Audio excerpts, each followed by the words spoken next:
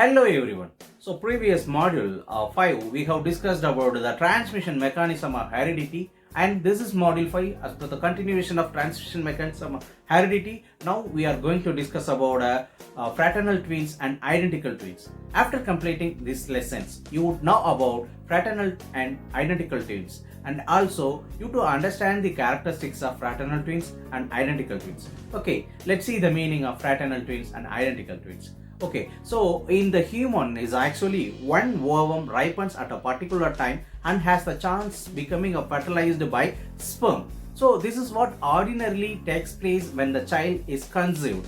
And however, sometimes two or more ova mature simultaneously and get separate sperms to fertilize them. So simultaneously the two sperms and fertilized them. So in such a case of more than one child will conceived at the same times when the twins are born. Because of two ova getting simultaneously fertilized, they are called as fraternal twins. They are actually like two different children conceived at the same time. The particular combination of chromosomes need not to similar in the case of two fertilized ova, since the chromosomes determine the heredity. These two children are called as fraternal twins, and they need not to have identical heredity. In such a pair of twins need not to be even in the same sex also. And they may differ in their developmental rates and in physical characters and psychological qualities also. So let me discuss about identical twins. So previously we discussed about the fraternal twins, and now we are going to discuss about the identical twins. So this is another way of fertilization process. So when the fertilized ovum split into two daughter cells, and each one is complete by itself and develop into two different individuals. So each cells develop into two different individuals. So the science of genetics and biology have no answer the questions of why such a phenomena takes place by producing the identical twins, and since the two individual has developed out and fertilized egg, so the two will be exactly alike about the chromosome content. So the two chromosomes will be exactly alike about their chromosomes content also, and such a pair of twins are called as identical twins. So such a pair of twins is called as identical twins, and or otherwise it's called as the co-twins. And they have a same heredity. They would be always in the same sex and will resemble of each other very closely about their physical characters also. And as the development of the differences arise later and in the physical and psychological characters, and must be ascribed mostly in the environmental also influences. Okay, you may understand the particular concept of fraternal twins and identical twins. So upcoming video is useful to understand the same concept for further understanding. That identical twins are formed from the same egg and have the same genetic material derived from their parents. They share all of their genomes and are always of the same sex. However, it turns out, according to a new study, that identical twins might in fact not be genetically completely identical at all. In this video, we'll discuss different kinds of twins and how researchers discovered that there could be genetic variation among identical twins. I'm Sandhya Ramesh, and this is Pure Science. First, let's take a look at what the different kinds of twins are. We all know of the two of the most common kinds of twins.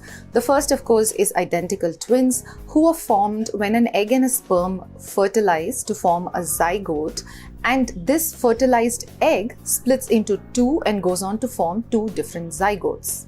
Identical twins are monozygotic, so there was one zygote that then split into two, and this splitting typically happens within 7 to 14 days of fertilization. The other kind of popular twins we're all familiar with are the dizygotic or non-identical twins. They are formed when two eggs from the mother are fused by two different sperm cells from a father and both attached to the uterus at the same time. So two eggs, two sperm cells, and two siblings who are born at the same time.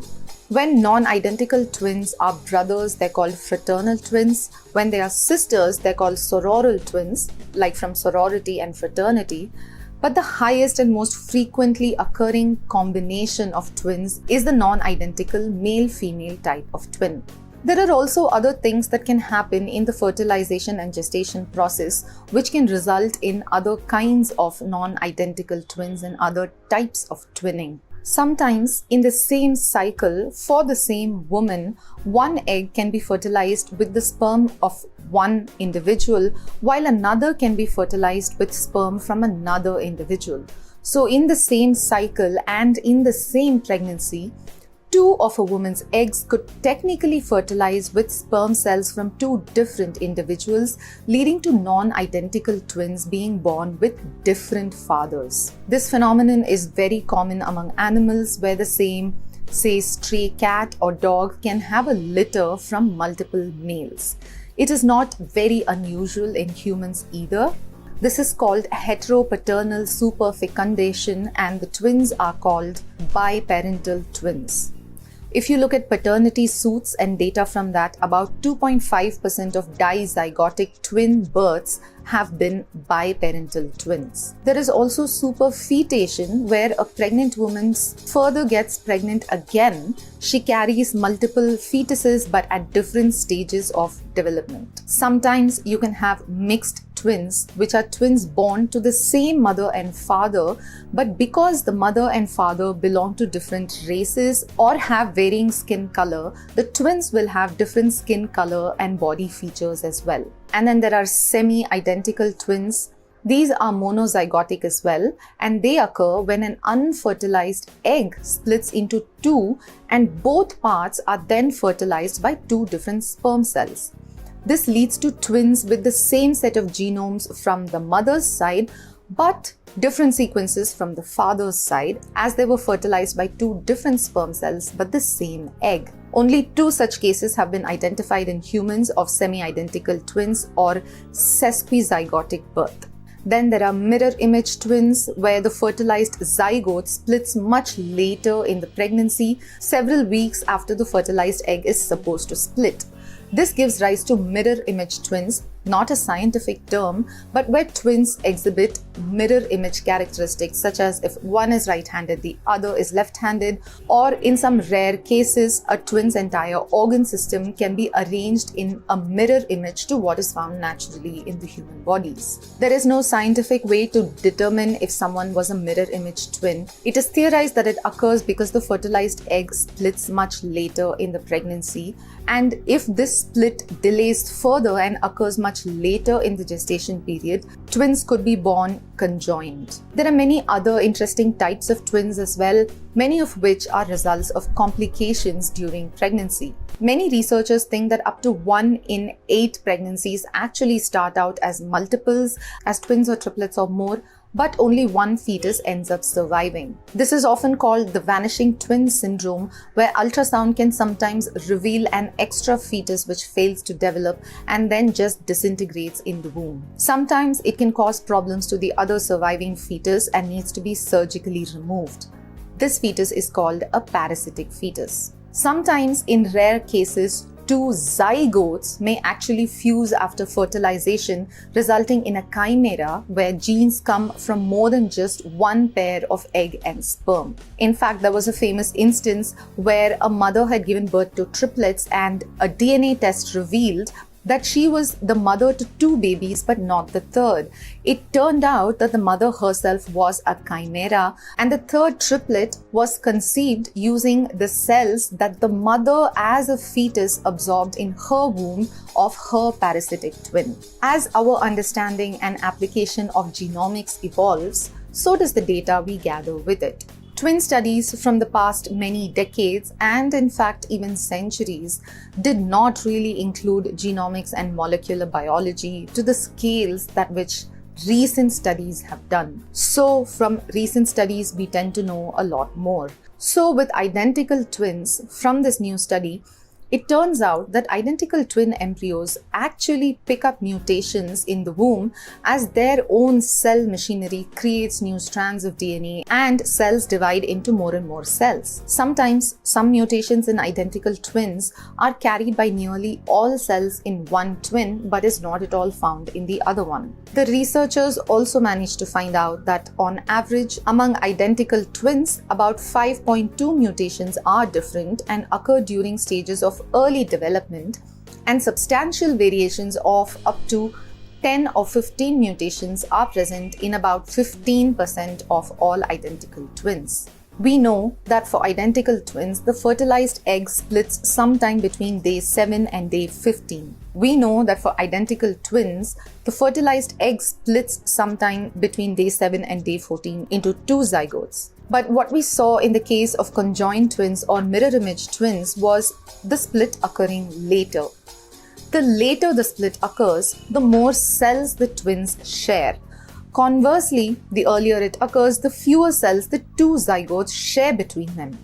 So researchers think that where there is variation in mutations between the twins, this zygote actually split much early on when only one group of cells got all the mutations and then continued to divide separately from the other twin. Alternately, they also offer another explanation, which is that the fertilized egg may have split unevenly and not in an equal or symmetric way. One half of the zygote may have gotten a group of cells that came from one parent carrying all the mutations, and the other part of the zygote did not get these cells. Now, these mutations are important and they do make a genetic difference, but they are likely inconsequential. In all likelihood, most mutations observed in the genomic differences between twins are likely to not have a major consequence, but very occasionally it is likely that one or two of them might play a role in a disease. How the study was conducted was very interesting and clever. Researchers studied many individuals which comprised of 3 generations of people. This included 381 pairs of identical twins, 2 sets of monozygotic triplets, identical triplets, and their entire immediate families, including their parents, their spouses, and their children. The team sequenced the individual genomes of all of the individuals in the study. Once everyone's genomes are sequenced, you can track which mutation appears in which pair of twins and in which individual twin, and which mutations were passed down to their offspring. We know that there are 2 kinds of mutations, something which we also see when we discuss gene therapies or gene editing or designer babies.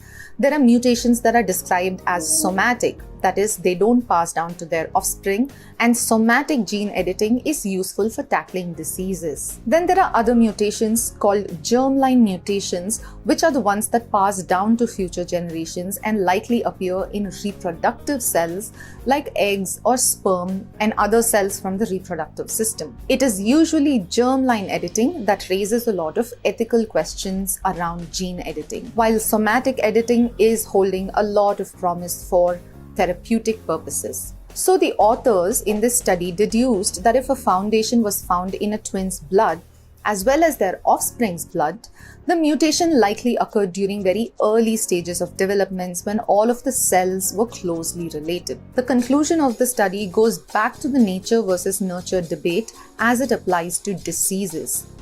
The authors say that medical researchers and professionals should now stop assuming that identical twins have 100% identical genomes, because now these mutated genes could also potentially play a role in disease development beyond environmental factors. The study was not comprehensive. For example, the authors didn't know which of these twins shared an amniotic sac or a placenta, which could influence findings and change their data. They also took DNA samples using cheek swabs and blood samples, but not really sampling from eggs or sperm or other reproductive cells. However, despite these caveats, shortcomings, and despite the fact that genomic differences between identical twins are still very, very rare, future studies and especially studies with twins will help us learn more about genomic differences and the role they